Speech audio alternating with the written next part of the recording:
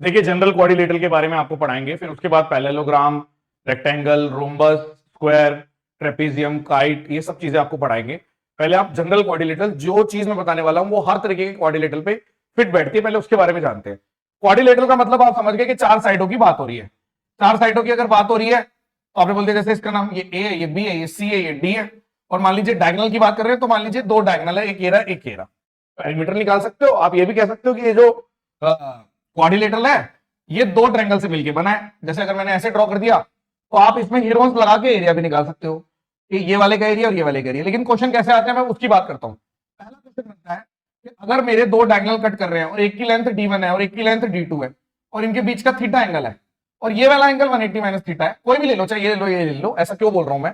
क्योंकि जो एरिया निकलेगा वो half d1 into d2 sine theta से निकलेगा।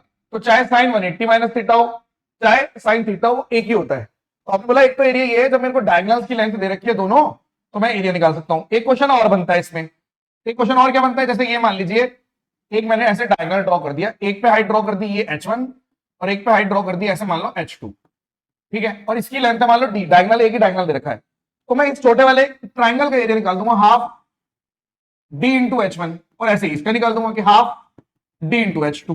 तो जब आप दोनों को जोड़ दोगे तो एरिया ऑफ क्वाड्रिलेटरल क्या आएगा कि अगर हाफ ने हाफ ले लिया और d बाहर ले लिया तो h1 प्लस h2, तो ये वाला सवाल भी आ जाता है। और क्या जनरल क्वाड्रिलेटरल पे सवाल आते हैं कि जैसे मान लीजिए एक नॉर्मल क्वाड्रिलेटरल है और इसके डायगोनल ऐसे कट कर रहे हैं तो इसका एरिया दे देंगे भाई इधर वाले पार्ट का a, इसका पार्ट का एरिया दे देंगे b, इसका एरिया दे देंगे c और बोल देंगे d। तो इस पे क्वेश्चन दे देंगे कि भाई जो होता है b इंटू डी हमेशा c इंटू a के बराबर होता है। एक क्वेश्चन ये भी बन जाता है। और क्वेश्चन कैसे बनते हैं कि मान लीजिए एक आपका कोई भी क्वाड्रिलेटरल है जनरल और एक कोई भी पॉइंट है p, मान लीजिए एक सिंपल सा पॉइंट ले लिया मैंने p, यहां से मैंने ऐसे ब्रेक कर दिया ये और ये, तो इसका एरिया मान लो x है, w x y z, तो ये p पॉइंट है, अभी डायगोनल्स नहीं है तो इस केस में x प्लस जेड बराबर w प्लस वाई, ये भी होता है। और एक क्वेश्चन और पूछते हैं फिर अगली रील में बताएंगे इसके बाद। अगर एक क्वाड्रिलेटरल है यहां से मैंने एक diagonal sorry angle bisector draw किया और यहां से भी मैंने एंगल बाइसेक्टर ड्रॉ किया मान लो, तो ये जो एंगल आएगा ये वाला एंगल, ये ऊपर वाले अगर a और b है तो इसका आधा आएगा एवरेज, यानी a प्लस बी का आधा। आगे बढ़ना चाहते हो तो कमेंट सेक्शन बताइए, मैं इसको कंटिन्यू करता हूं। धन्यवाद।